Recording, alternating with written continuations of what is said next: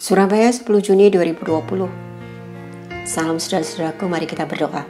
Tuhan Yesus berkati saudara-saudara yang mendengarkan kesaksian ini, dan urapi hambamu, tutup bungkus kami dengan kuasa darah-Mu. Amin. 1 Korintus 12 ayat 7. Tetapi kepada tiap-tiap orang dikaruniakan pernyataan roh untuk kepentingan bersama. 1 Korintus 7 ayat 7.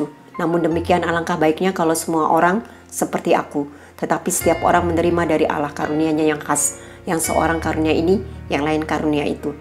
Tuhan benar-benar memberikan karunia yang unik atau khas pada setiap orang. Tidak akan sama satu dengan yang lainnya. Oleh karena itu, mari kita hargai pemberian Tuhan pada siapapun, apalagi pada hamba-hamba Tuhan.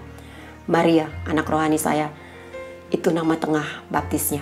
Dia mengalami mujizat dan dia lampirkan statementnya yang ditandatangan juga dalam video ini.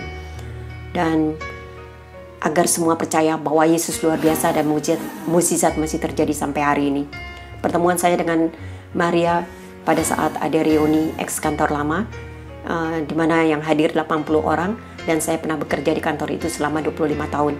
Dan tiba-tiba Tuhan menggerakkan saya mendekati Maria. Saya mengatakan padanya, bila perlu pertolongan doa, ini kartu saya.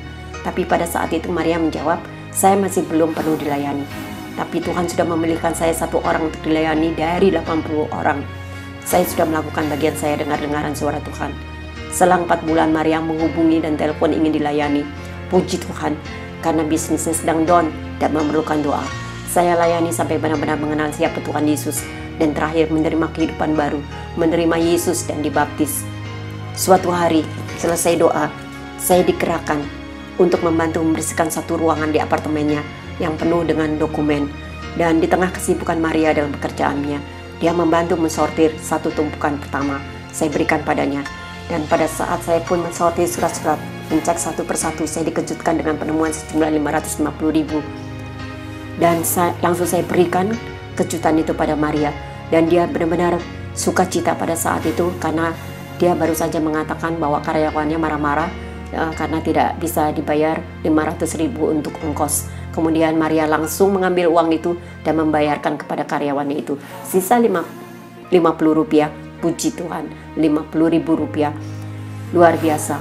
Lalu Maria sorak lagi, karena pada saat dia mencari data-data yang tidak diperlukan, dia teriak, "Mbak, saya menemukan koin dolar." Tapi saya tersenyum dan saya bicara pada Yesus, "Tuhan, kok koin sih? Kecil amat." Lalu saya bangkit masuk ke ruang data dokumen itu dan mengambil satu tumpukan lagi, bercampur dengan dokumen dan amplop-amplop, dan saya berikan padanya, "Ini satu lagi, tolong pilihkan yang penting atau yang tidak penting."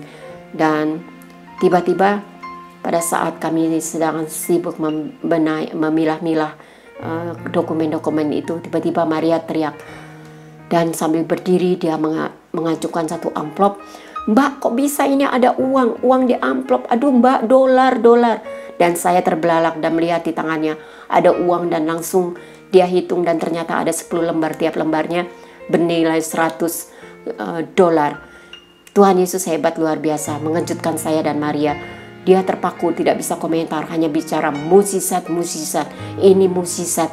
Di bawah tekanan untuk membayar kewajiban, Maria mendapatkan jawaban yang luar biasa, dan dia sambil menangis, terharu karena Tuhan memberikan jalan keluarnya. Dia bisa membayar kewajiban dia pada hari itu. Dan setelah ditemukannya 1.000 dolar itu, saya bilang, "Tuhan, ini yang kau suruhkan buat saya, membereskan dokumen ini yang belasan tahun tidak dibereskan." Saya setelah itu menjadi santai, karena apa yang Tuhan suruhkan sudah saya temukan. Dan tahukah saudara-saudara, tahun berapa uang itu saya ditemukan? November 2019. Dan di dolar tersebut tertera tahun 2006. Tuhan Yesus hebat dan luar biasa. Kebetulan? Tidak ada yang kebetulan dalam kehidupan ini. Itulah jawaban Tuhan pada anak yang senantiasa terus-menerus berdoa, memohon jalan keluar untuk bisnisnya. Mengapa bisa terselip dan selama antara 12 sampai dengan 13 tahun baru ketemu? Dia menerangkan kemungkinan saat itu Maria masih belum down, dan pada saat menerima uang langsung dia taruh begitu saja karena masih banyak memiliki uang, dan juga karena kesibukan yang tinggi dengan bisnisnya sampai lupa belasan tahun. Ya, di sini kepekaan diperlukan untuk melayani setiap orang. Bila Tuhan tidak menggerakkan hambanya untuk membersihkan ruangan itu, maka tidak akan terjadi mukjizat $1.000. Tapi karena dengar-dengaran akan Tuhan, maka kita harus melakukan suara itu untuk melakukannya dan melayani benar-benar sebagai hamba yang mau melakukan apapun juga, walaupun harus membersihkan kamar kerja yang sudah tidak terpakai. Belajar menjadi pelayan di sini benar-benar diproses oleh Tuhan. Bagaimana melayani sebagai seorang hamba Tuhan, kebesaran Tuhan Yesus, hanya untuk kebesaran nama Tuhan Yesus, merendahkan diri, melayani. Hari itu juga ditukarkan ke rupiah dan masih bernilai $13.900. Dan Tuhan Yesus luar biasa. Hargailah itu mukjizat Tuhan Yesus. Jangan pernah menganggap setiap pekerjaan Tuhan pada kita itu kecil. Ucapkan syukur pada setiap pemeliharaan Tuhan pada kita, maka Tuhan akan terus mengisi sampai luber karena kita belajar rendah hati, belajar bersyukur akan segala keadaan. Jangan pernah berhitung dengan Tuhan. Bila kita berhitung, maka akan tersendat-sendat berkat itu datangnya. Apakah saudara mau mukjizat selalu terjadi pada saya dan saudara? Mari kita lekatkan diri pada Tuhan dan hati kita terus menyembah kepada Tuhan Yesus. Jangan goyah, tetap semangat mencari Tuhan Yesus. Apakah masalah saudara dan saya, maka akan diberikan jalan keluarnya. Ekonomi rindu untuk dipulihkan, lekatkan hati kita pada Tuhan Yesus. Jangan mau enaknya saja, mau instan tapi tidak mau mengerjakan kehendak Tuhan. Banyak yang saya temui dalam pelayanan saya bersama Tuhan, pada saat mereka senang, mereka bersyukur tidak pernah. Begitu Tuhan proses izinkan ekonomi jatuh, mereka berteriak sambil merengek-rengek. Nah, waktu senang boro-boro ingat Tuhan Yesus. Seperti saya, kalau sudah lupa pada Tuhan, dikasih peringatan sakit. Segala arah saya mencari Tuhan, memanggil Tuhan, mau memberi ke hamba Tuhan pun berhitung. Bersyukur saya melayani sambil bekerja. Banyak itu saya temui, apalagi harus memberi perpuluhan. Ngitungnya sampai stres deh. Malu sama Tuhan sebenarnya.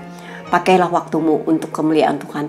Dengarkan suara Tuhan. Tidak perlu gembar-gemborkan bahwa saudara sudah memberi pada yang memerlukan. Sumputkan itu tangan kiri. Tidak perlu lihat pada saat tangan kanan memberi.